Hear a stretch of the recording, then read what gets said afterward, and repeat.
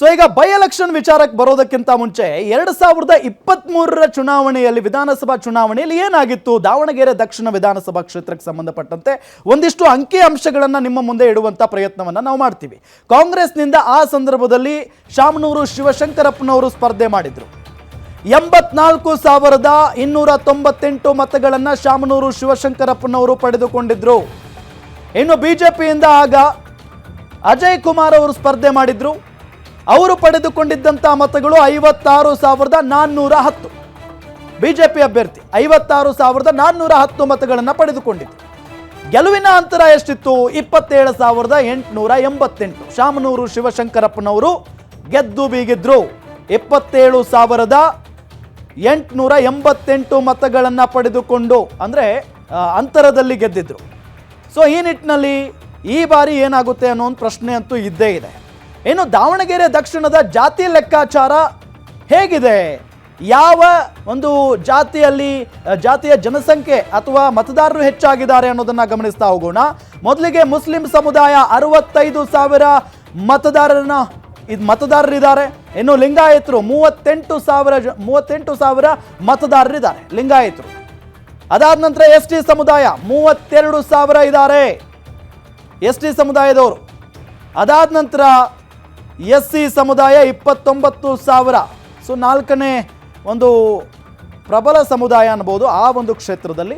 ಇನ್ನು ಕುರುಬ 17,000 ಮತಗಳಿದ್ದಾವೆ. ಕುರುಬ ಸಮುದಾಯದ್ದು 17,000 ಮತಗಳು. ಇನ್ನು ಮರಾಠ ಅಂತ ಬಂದಾಗ 15,000. ಇನ್ನು ಉಪ್ಪಾರ ಅಂತ ಬಂದಾಗ 8,000. ಜೈನ ಇಲ್ಲಿ 5,000 ಮತಗಳು ಬರ್ತವೆ ಜೈನ ಸಮುದಾಯದ್ದು. ಇನ್ನು ಇತರೆ 23,000. ಒಟ್ಟು 2,31,000 ಮತದಾರರು ಇದ್ದಾರೆ ದಾವಣಗೆರೆ ದಕ್ಷಿಣ ವಿಧಾನಸಭಾ ಕ್ಷೇತ್ರದಲ್ಲಿ. ಸರಿ, ದಾವಣಗೆರೆ ದಕ್ಷಿಣ ಅಂತ ಬಂದಾಗ ಏನು ನೆನಪಾಗುತ್ತೆ? ಈ ಚುನಾವಣೆ ಅಂತ ಬಂದಾಗ ಯಾರು ಅಲ್ಲಿ ಪ್ರಬಲವಾಗಿ ನಿಲ್ತಾರೆ ಕಾಂಗ್ರೆಸ್ ಜೊತೆಗೆ ಬಿಜೆಪಿ ಜೊತೆಗೆ? ಶಾಮನೂರು ಶಿವಶಂಕರಪ್ಪ ಅವರು ಇರೋವರೆಗೂ ಕೂಡ ಇದು ಕಾಂಗ್ರೆಸ್ನ ಭದ್ರಕೋಟೆ. ಅವರು ಸ್ಪರ್ಧೆ ಮಾಡಿದಂತಹ ಎಲ್ಲ ಚುನಾವಣೆಗಳಲ್ಲೂ ಕೂಡ ದೊಡ್ಡ ಮಟ್ಟದಲ್ಲಿಡಲೇ ಗೆದ್ಕೊಂಡು ಬಂದಿದ್ದಾರೆ. ಅದು ಒಂದು ಕಾರಣ ಶಾಮನೂರು ಶಿವಶಂಕರಪ್ಪ ಅವರ ವರ್ಚಸ್ಸು.